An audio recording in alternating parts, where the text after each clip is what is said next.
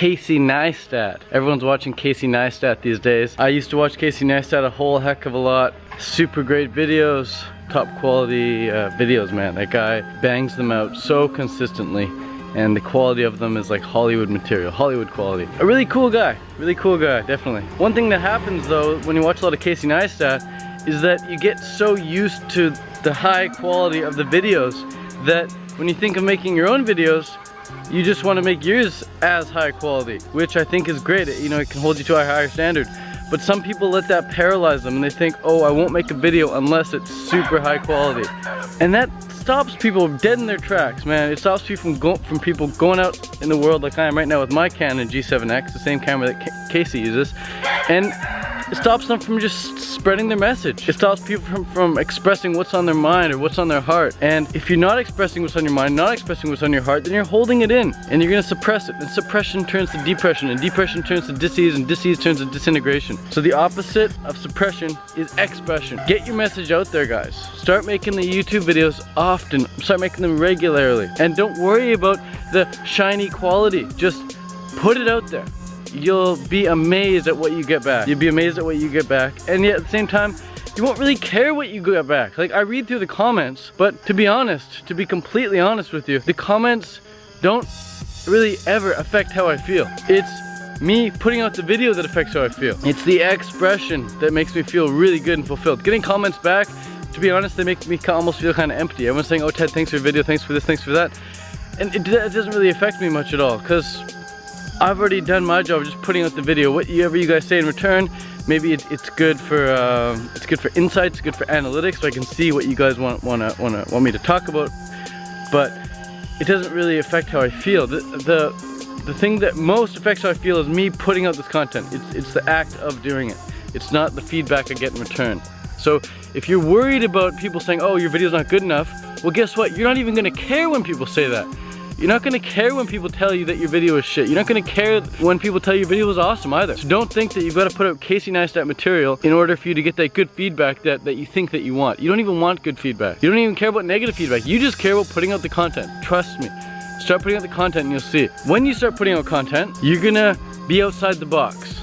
There's gonna be a lot of people disagreeing with what you're saying and what you're doing because you're outside the box now. You're actually getting outside of your head and you're actually putting stuff out there. And a lot of people will say, like my mom says too, Ted, don't you think some things, you know, are better left unsaid? Relating to my no-fat videos. When you just express yourself, you're gonna be outside the box. You're not gonna get a whole heck of a lot of people agreeing with what you're doing. And there's gonna be a lot of people that they're gonna see you grow. They're gonna see you evolve. They're gonna see you change. And as much as they want you to win, they won't want you to leave. And you can't win if you don't leave. Be prepared to get up and leave and take everything with you and just go with the flow wherever YouTube takes you, wherever your message takes you. You don't know where your message is going to take you, but it's not going to matter where you go. All that's going to matter is how good you feel when you're expressing that message. Your message could take you to public schools and you're standing in front of audience of students and spreading your message there. Your message could take you to a sports facility like here in Phuket, Thailand, where you talk about health and fitness to a bunch of younger kids or older adults perhaps. Your message could take you around the world. You travel around to see hotels or races or whatever, do tour guides or whatever. I'm not sure where your message is gonna take you. Your message could bring you into Hollywood. Your message could bring you onto television or something. It could bring you to different festivals around the world. But what matters is that you have a message and that you put it out there. And you say, oh Ted, well what's your message? Well, my message is your thoughts and your feelings are far more important than the food you eat. Your thoughts and feelings are far more important than the food you eat. And there's so many people who focus just on food.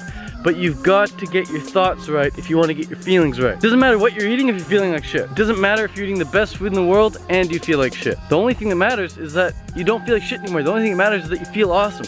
If you're eating McDonald's and you're eating KFC, but you're feeling amazing, you're feeling at peace, you're feeling in love, that is far more important. That's what matters. Because by feeling in love, by feeling amazing, by feeling awesome, you're able to do great things in the world. And diet, nutrition is just one small part. It's just one small part.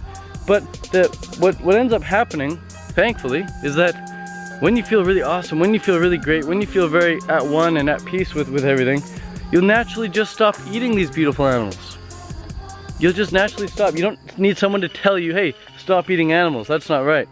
You don't need someone to tell you that, because when you're feeling awesome, you're gonna be at a different vibration. And at that higher vibration, there's no consumption of dead animals. Don't consume animals at a super high vibration. So the thoughts you think, and then the feelings you feel as a result of those thoughts, will create your reality. They will create your reality. Your thoughts and your feelings will create your reality. So do what you can to construct and then hold a vision and feel that. Feel that in your heart. Make sure it feels really, really good and exciting. If it doesn't feel really good and exciting, change the vision. Your conscious mind has the ability to think different thoughts. You can choose what thought you want to think. Your conscious mind has the ability to focus and concentrate. And when you focus and concentrate on something long enough, it becomes a belief. A belief is nothing more than a thought that you've thought a lot.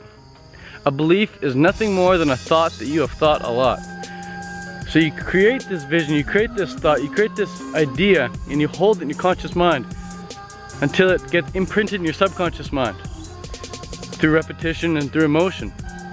Once it becomes imprinted in your subconscious mind through repetition and through emotion, it becomes your reality. How many times did I say, or did I write down, I live in the tropics 365 days a year? I wrote that down, or I thought about that at least 1,000 times. At least 1,000 times I thought that I live in the tropics 365 days a year.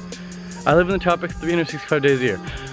I had a feeling of what that would look like. I had a feeling of what that would feel like. The sun on my back, walking through trees. I could see it. I could hear the birds in my conscious imagination.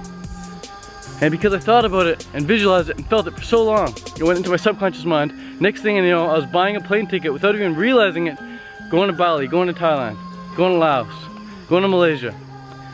And I've been in the tropics for over 365 days now. I've been in the tropics now for going on 17, 18 months. But it's the thoughts that you think that are really gonna do it for you. It's the thoughts that you think that are really gonna turn things around for you in any direction you want. And it's not about just setting goals or setting a vision or setting intention, but it's about keeping it set there. Keeping the vision set, keeping the goal set, keeping the intention set. You can't turn your thermometer to 42 degrees and say, okay Ted, I set my goals, and then the next day go and change it back down to 32 degrees and say, well, I didn't reach the temperature I wanted because what you said didn't work. I set it to 42, but it didn't work.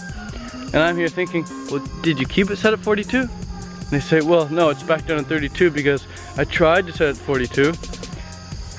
But it's not about trying to set it to 42. You set it and then you keep it set there. You keep it set there. You keep it set there. So you hold the vision and you keep it holding. You keep it held. You hold the vision and you hold it. And you hold it and you hold it. And then it becomes reality. So if you want to change your subconscious mind, come up with a vision, come up with an idea, come up with a belief in your conscious mind. Create the vision. And then hold it and repeatedly think about it, write about it, talk about it, feel about it. And it will become imprinted in your subconscious mind in due time. It's not the planting of a seed that can grow a forest. It's the planting of many, many, many seeds. And even once those seeds are planted, you've got to nourish them, you've got to nurture them. And this is something that you'll naturally do when you fall in love with an idea. This is something you'll naturally, automatically do when you fall in love with the vision that you've created for yourself. So I hope this helped, guys, but I just want to say that if you've got a message, go out there and share it. If you don't have a message, lock yourself in a room for a couple hours and come up with a message. Make yourself bored. Get bored for once in your life. Stop distracting yourself with Facebook or YouTube and Snapchat and Instagram and Tumblr and Twitter. Just lock yourself in a room, get bored, go for a 2, 3, 4 hour walk with nothing, no audiobooks, nothing. Just you and you. And let whatever's inside you rise up. And then start putting it out there. Thanks for watching. I'm here in Phuket, Thailand. And I will see you guys in the next video.